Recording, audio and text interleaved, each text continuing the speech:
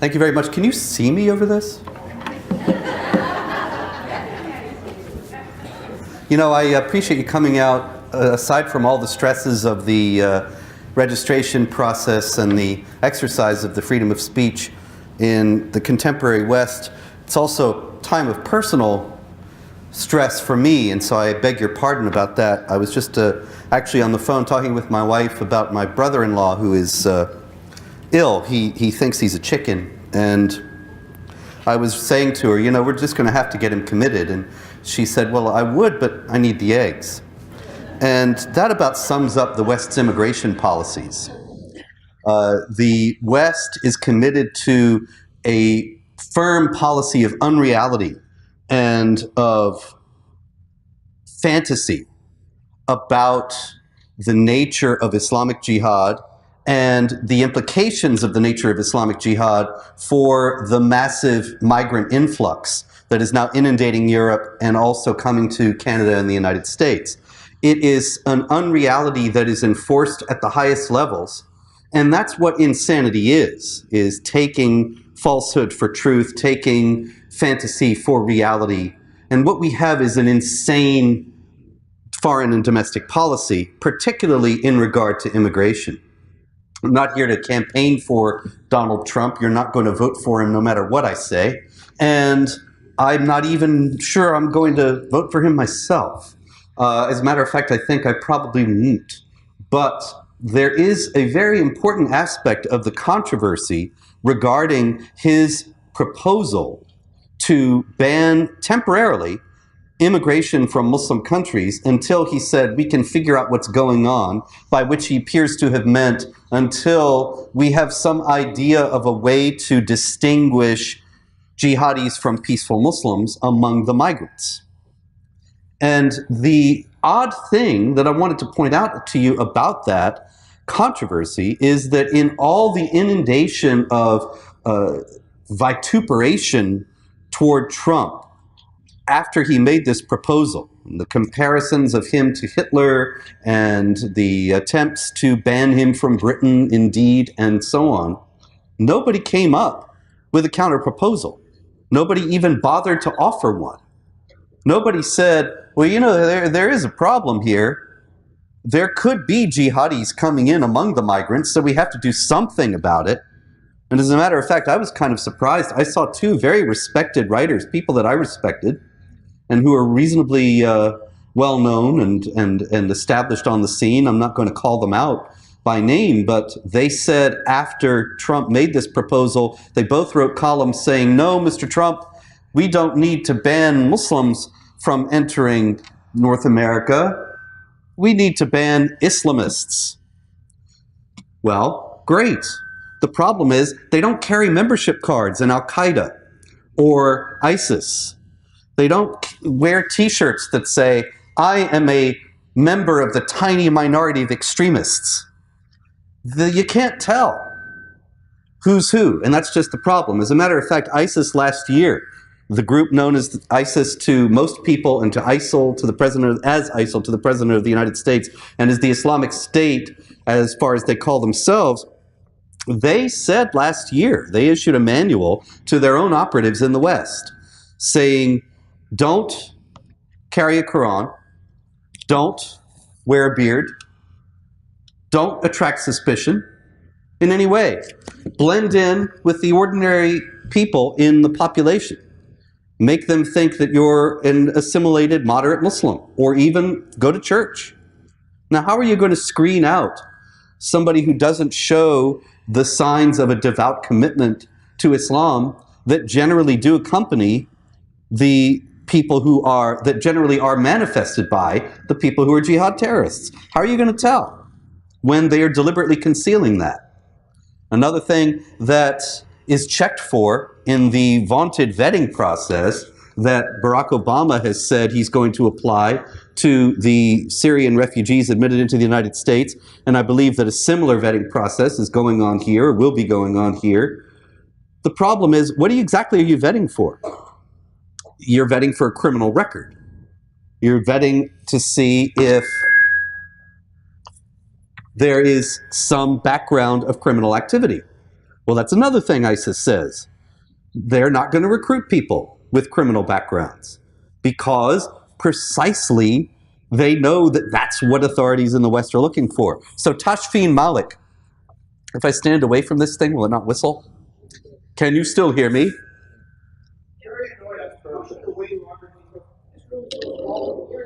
Yes. On the other hand, there is video and history here, and they have to check me for hate speech. And so, hello, Canadian authorities. Anyway, I hope this will work. The shooter in San Bernardino, Tashfeen Malik, she had passed 5 separate background checks from 5 different U.S. agencies. 5 separate agencies let her go because she had no criminal record. She was exactly the kind of person that the authorities in Canada and the United States want to bring in to our countries. People who appear to be assimilated, moderate, ready to accept the parameters of Western secular pluralism, ready to live as productive citizens in the West. She wasn't. There was no way to tell. There's more about this as well. The Islamic State in February 2015 threatened to flood Europe with 500,000 refugees. What they meant was they were going to put jihadis among the refugees, as well as overwhelm the welfare system apparatus in all the European countries and Canada and the United States simply by force of numbers. They said there would be 500,000 refugees coming. Later on in the summer, in August and September then, in fall, they started to come. Did that have anything to do with the Islamic State's threat? Is there any reason to think that they might have known beforehand that this was going to happen, since they warned us or threatened us that it was going to? Should that be dismissed out of hand? Not only that, in September, once they started coming, there were quite a few refugees in Lebanon. They did not mean to stay in Lebanon. They didn't stay in Lebanon, but the point was they were crossing right from Syria into Lebanon on their way to Europe. And then, of course, to North America, some of them. And the Lebanese education minister was in London. He gave an interview, and he said there were 20,000 active jihad terrorists among the refugees in his country waiting to get to Europe. 20,000. In October, the following month, two of these refugees landed in Greece and were admitted into Europe, and via the Schengen Accords, of course, were able to travel all across Europe with no passport controls, no further checking. Once they got into Europe, they were in. In November, they joined up with 6 others and murdered 130 people in Paris. And that same cell, of course, was responsible for the Brussels attacks just a few weeks ago. All this illustrates that you cannot tell among the migrants who the jihadis are, and jihadis are coming. And so what exactly are we supposed to do about that? What the Western authorities would have us do, Justin Trudeau, Barack Obama, David Cameron, all the rest of them, certainly Angela Merkel in Germany, they would have us say it is worth the risk. It is worth the risk of a few jihadis to be able to alleviate the humanitarian crisis in Syria and to be able to bring in these people who will be such an asset to our nations. In other words, it is preferable to have people being killed in jihad attacks in the West. That's preferable to stopping this refugee flow in view of the fact that there could be jihad terrorists and there will be jihad terrorists among the migrants. Now, is that really a good trade-off? Saudi Arabia, how many refugees have they taken? Absolutely 0. Do you know why? Are they racist, bigoted Islamophobes? They didn't take any of the migrants because they said, you know, there are jihad terrorists among those people. And the world opinion makers said, oh, okay, well then, you're excused. But not Europe, not Canada, not the US. If we say the same thing here, We are racist, bigoted Islamophobes. But the fact is, the Saudis actually share a linguistic, cultural, and religious bond with most of the refugees. It would be much more coherent for them to go there than to come here. They would be much more comfortable there than here. Not only that, do you know about the Hajj, the pilgrimage to Mecca, right? You got to make it once a year, if you're once in a lifetime if you're a Muslim. And you can only make it in 10 days every year. The first 10 days of the month Zul Hijra, that's the only time you can make the pilgrimage to Mecca. That's why there's always a crowd control problem in Mecca every year. And sometimes we hear about people being trampled to death and so on, because there's this massive influx of people into Mecca. And it's very hard to manage. And as the world population of Muslim grows, the crowd control problem in Mecca grows. But it's only 10 days a year. So 355 days a year. Think about this. Where are those people staying while they're in Mecca? As a matter of fact, inside Mecca, outside Mecca, right nearby Mecca, I'm not sure where exactly, but they have set up on a permanent basis tens of thousands of air-conditioned tents that are fully appointed, like hotel rooms, for the pilgrims to Mecca. 355 days a year, those things are absolutely empty. It's perfect. Send the migrants there. And they're Muslims. They can even go to Mecca.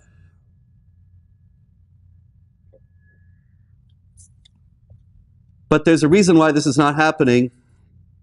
And the reason why this is not happening is not even about the fact that there are jihad terrorists among the refugees, and the Saudis can say that, and the Canadians can't, and the Americans can't, and the Europeans can't. The reason is rooted in theological imperatives within Islam. So I happen to bring, of course, tonight my Quran. I don't leave home without it. If you can take out your Qurans, we'll turn to, so you didn't bring it? Chapter 21, verse 47.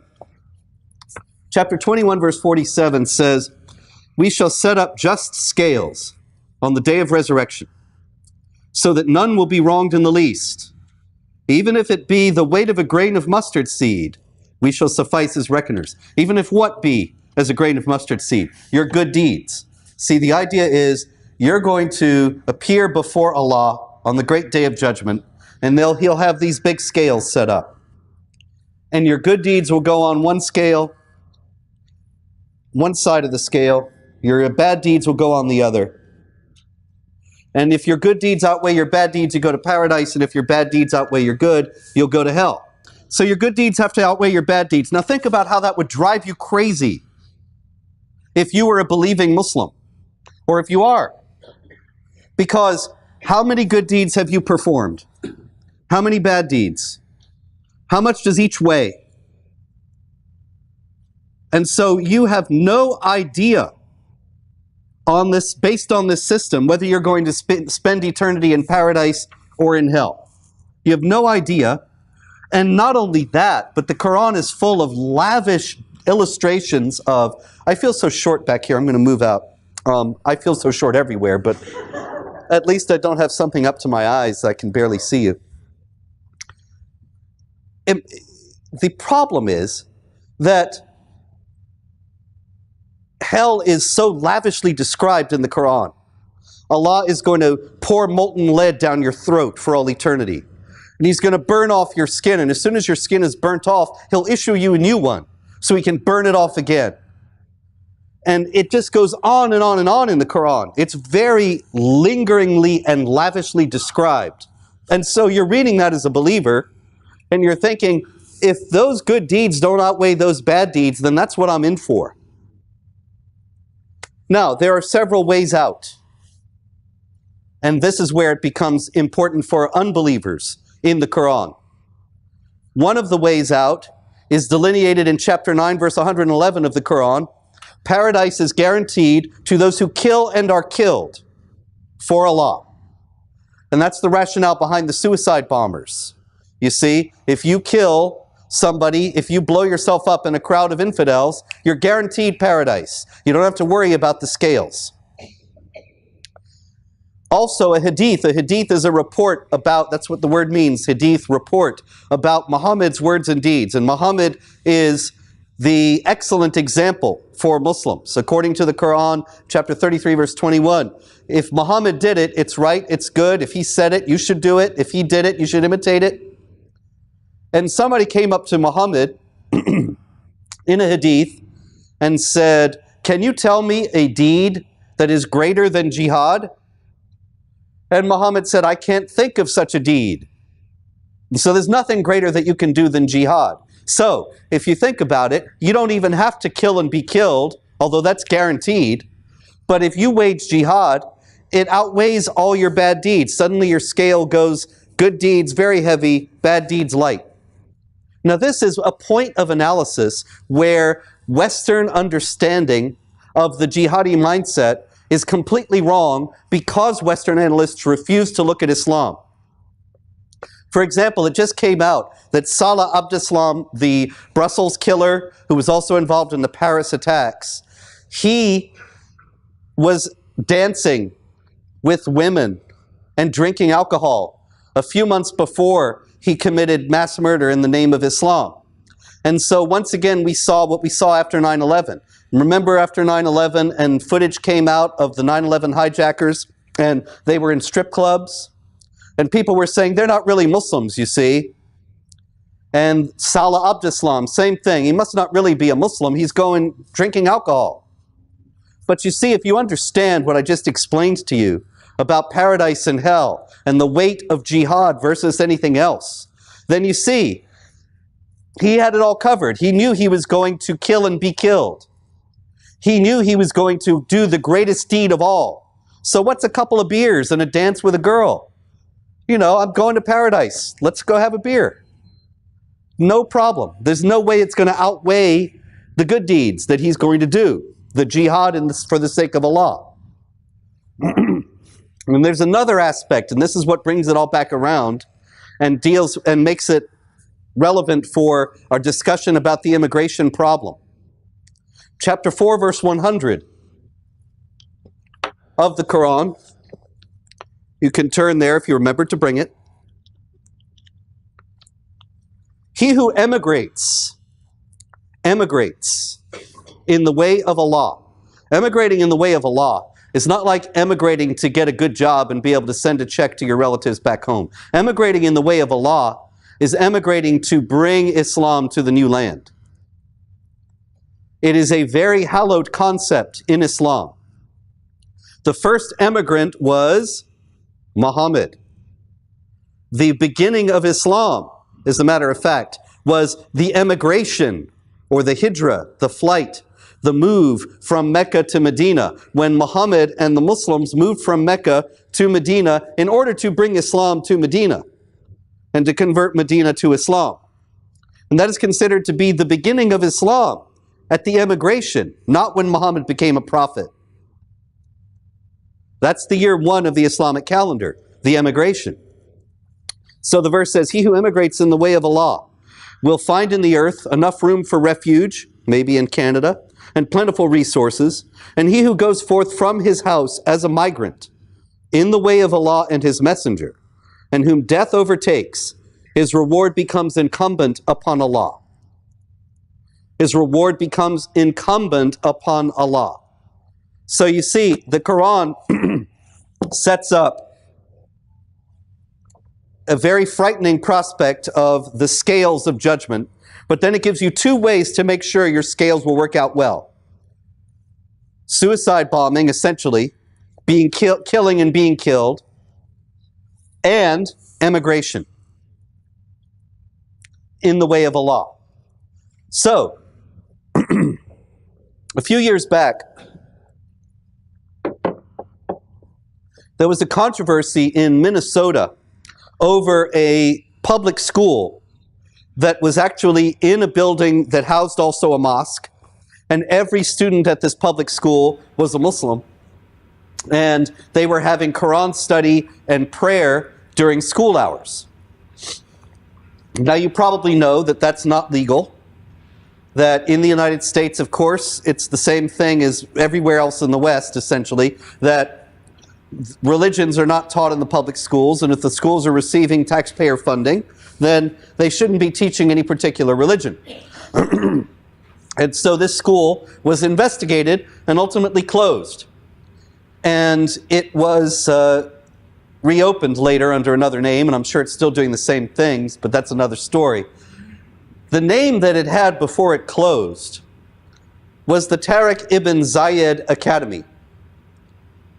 Now, in all the controversy over that school, I never saw anybody say who Tariq ibn Zayed was or why they named the school after him. Was he a great Muslim educator? Was he the John Dewey of Islam? Was he the Buckminster Fuller of Islamic education? He was nothing of this kind. Tariq ibn Zayed was one of the conquerors of Muslim Spain. And he was famous for landing his armies on the beach, securing the beachhead, and then ordering the boats burned. And people said, "Why are you burning the boats?" And he said, "Because we are emigrating in the way of Allah. And if we die here, our reward will be incumbent upon Allah. So we are going to Islamize this land, or we're going to die, or we're going to die after having Islamized this land, but we're never going back." Now, what do you think is the significance of naming a school in Minnesota after a character like that? Do you think it might have to do with a plan to do the same thing in the West? And that's something that has never been discussed in regard to this entire refugee problem. That even aside from the fact that there are going to be jihadis among the refugees, and no sane person would say, well, you know, I have this bowl of M&Ms and 10 of them are poisoned, but the rest are okay, so I'll just have a handful. Aside from that, there is the question of the values and the mores that are being brought by the refugees. Now, this problem is completely obscured by charges of racism, and that it must be that people who raise this problem in the West are just racists, and so they have no right to be heard in polite society and no reason for their considerations to be given any proper evaluation, because it's all just race hatred. But actually, what we're discussing here tonight has nothing to do with race. We're discussing an ideology that is held by people of all races. And it just happens that the people who are holding it are coming from Syria and Iraq and so on. Actually, only up until recently, nobody would have said that people from Syria or Iraq were of any different racial background from the people here. But now it's become a massive racist problem. The thing is, when you have a ready-made model of society and governance that considers itself superior to that which is held by the majority, and the minority with this ready-made model of society and governance thinks themselves to be superior to the people that they are coming to, and they have a mandate to replace the model of society and governance that prevails in the place they're coming to with the one that they're bringing, this is an ideological problem. And it has nothing to do with race whatsoever, despite whatever appearances there may be. Now, is there such an understanding? Well, the Quran says in chapter 3, verse 110 to the Muslims, "You are the best of people on earth." Now, why are the Muslims the best of people on earth? It is not because their race is better than anybody else. And if you were to convert to Islam tomorrow, you would not change races. Your race would be the same. But it says, you are the best of people on the earth because you enjoin what is right and forbid what is wrong and believe in Allah. The unspoken corollary there is that the other people on earth who are not Muslims do not enjoin what is right and forbid what is wrong. In Western societies, there are law codes. There are societal mores and customs. There are assumptions about what is right and what is wrong, and laws about what is right and what is wrong. They do not always match up with Islamic law. Islamic law forbids criticism of Islam on pain of death. In the West, ostensibly, we have the freedom of speech and can criticize whatever belief system we wish to criticize, at least so far or for now. Islam says that you can beat a woman from whom you fear disobedience. This is in the Quran. That a woman's inheritance should only be half that of a man. A woman's inheritance should be less than that of a man, and her testimony valued in court is only half that of a man. That a man can have 4 wives, and as well as the slave girls, the captives of the right hand, which are essentially sex slaves, as ISIS has shown us. These things are not compatible with the laws, with the ideas of what's right and wrong that prevail in the West. But if you come from a background that tells you, well, you're better than they are, and you enjoin what is right and forbid what is wrong, then which system of right and wrong are you going to accept? And which one are you going to be willing to adhere to once you emigrate? Because the reward is only incumbent upon Allah to give to you if you emigrate in the way of Allah. That is, if you emigrate to bring Islam to the new land.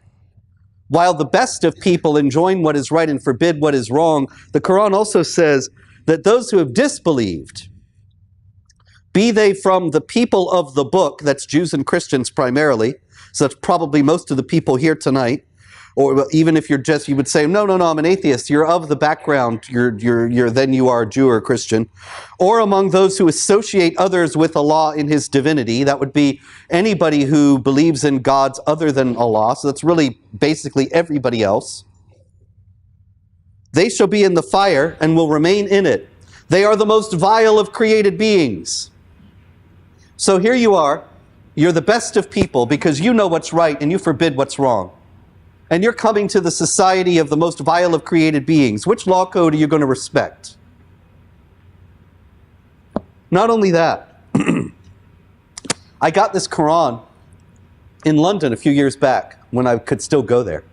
And when I went to London, I did what any ordinary tourist from the United States would do.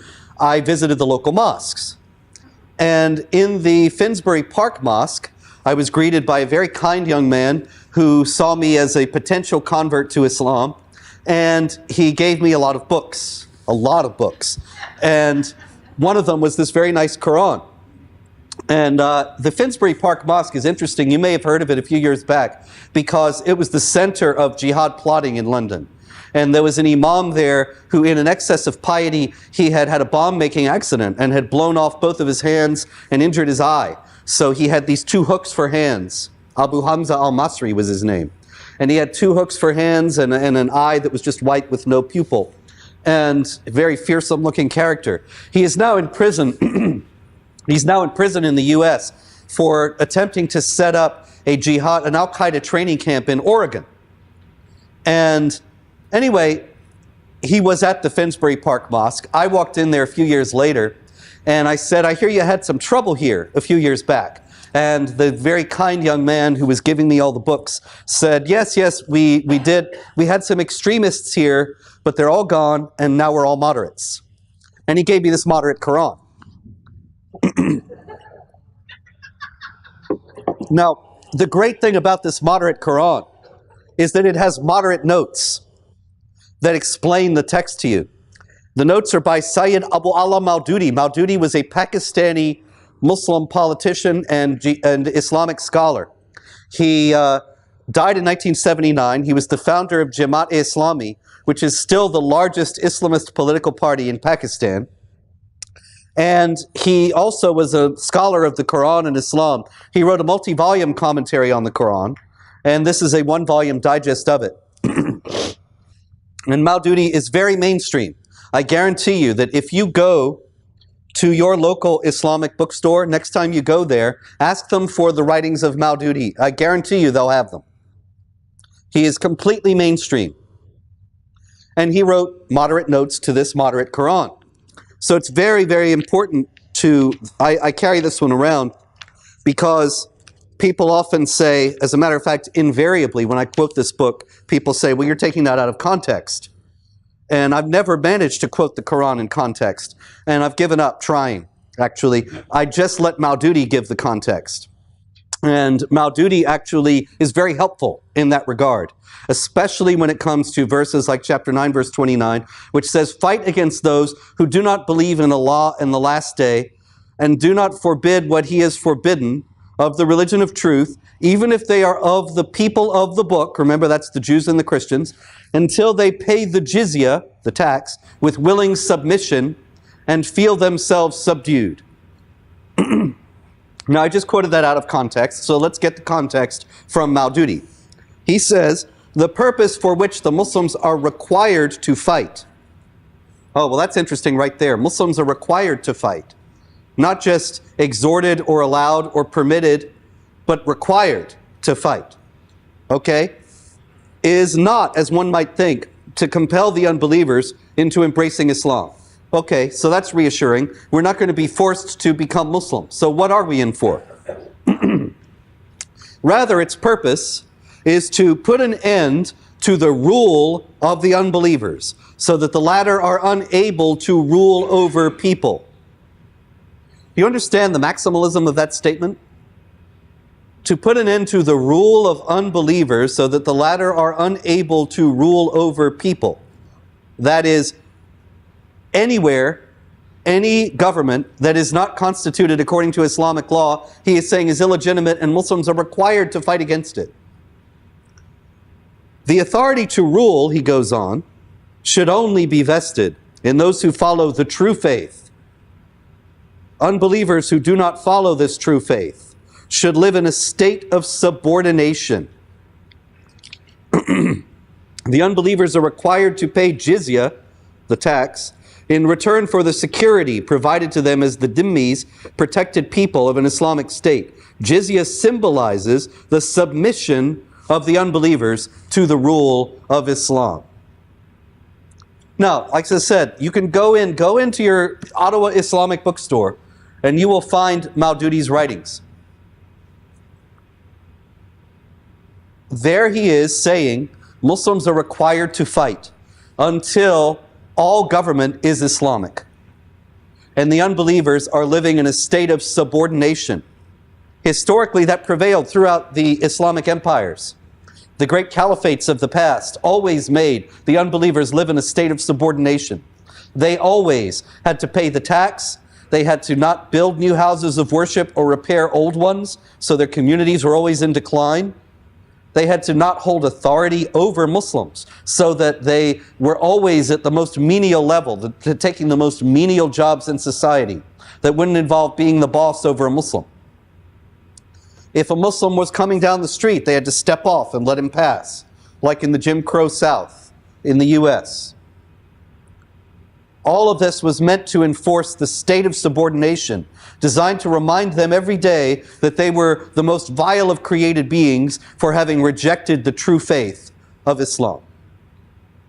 Now, there are tens of thousands of migrants coming to the West who will never strap on a bomb and blow themselves up in a crowd of infidels, but who do believe that that is the book of Allah, the perfect and eternal book that was delivered in perfect form to Muhammad and is valid for all time. And they do believe that they will be rewarded by Allah for emigrating in the way of Allah, and that it's their responsibility once they are here to replace the government of the most vile of created beings with the government of the best of people who enjoin what is right and forbid what is wrong. Now, what are we supposed to do about that? We're supposed to say it's racist to oppose this and be quiet. That is the only solution that has been offered by the Western political and media elites. As to the problem of societal upheaval that they are visiting upon us in this regard, they have nothing to say, except that it will not happen and cannot happen, because they assume that Islam is a religion of peace that does not teach the things that I just read you out from the Quran and then from Maududi's commentary. Unfortunately, I didn't print that book myself. And that verse about making the people of the book pay the jizya with willing submission and feel themselves subdued is in every Quran in the world. Maududi's commentary is mainstream and is echoed by thousands of other Islamic scholars. So what we are doing is importing a massive population of people, among whom there will be many, not all of them of course, because no group is unanimous in mind, and among Muslims as much as among everybody else, there are people who will call themselves Muslims, but they're really rather sick of it and they don't really want to have anything to do with it, or they're just not interested in it and they're not devout. But there will be many who are coming here with the goal of imposing their own values and mores and standards, including the devaluation and dehumanization of women, the institutionalized discrimination against non-Muslims, the extinguishing of the freedom of speech. All these things have to be brought into the public discourse. For whatever his faults, and they are many, Donald Trump, whatever they may be, Donald Trump is to be commended at least for advancing the public debate in that regard and making it possible to discuss these things in the public forum to at least some degree. But the universal excoriation that was heaped upon him is not a good sign, although it was entirely to be expected. For whatever reason, the Western political and media elites are unanimous in thinking that this is all going to be very good for us and nothing is going to go wrong. The thing that they have against them is not an alternative media source. We don't really have that except in small pockets on the internet.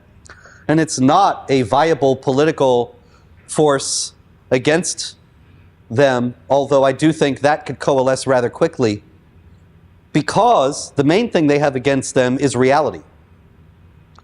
The force of events is going to make it clear that we were not fear-mongering and not being racist, but telling the truth about a real threat. And the more that that threat advances and meets with success, the more the people who would be willing to come to a talk like this tonight will double and triple and quadruple, and the more people will take action.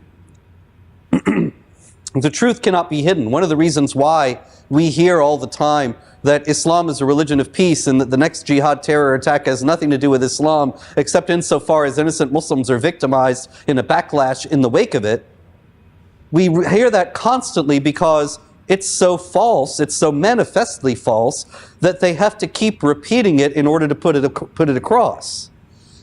Joseph Goebbels said that in Nazi Germany, that you have the big lie, you keep repeating the big lie long enough and often enough, and people will believe it. What we have now is a much more sophisticated variation on that theme, and a much more persistent and relentless variation on that theme, with these absolute falsehoods being repeated and repeated and repeated.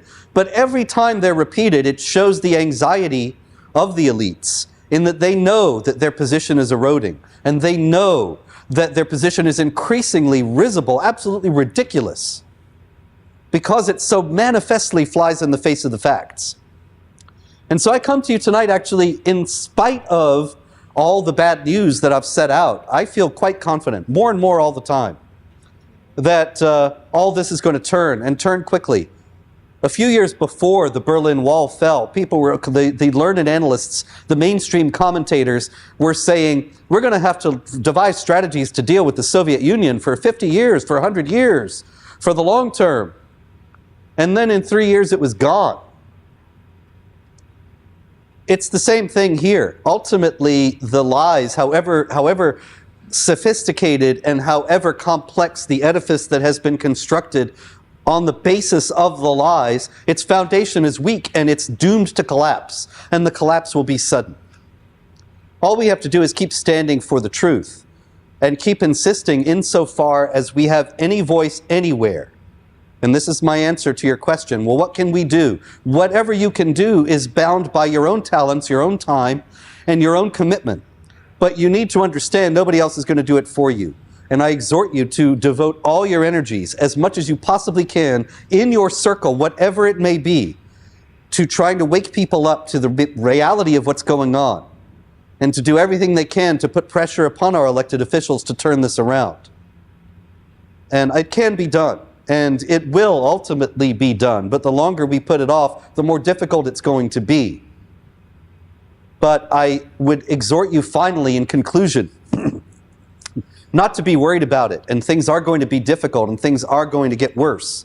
But there's no way we can't win, and there's no way we will not prevail, because reality just has a way of breaking through.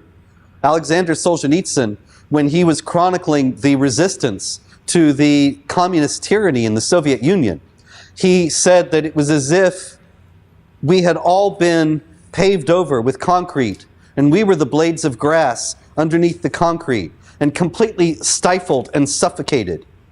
But the blades of grass break through the concrete and ultimately reclaim. If the concrete is not constantly reinforced, the blades of grass will win out, and so will we. Thank you very much.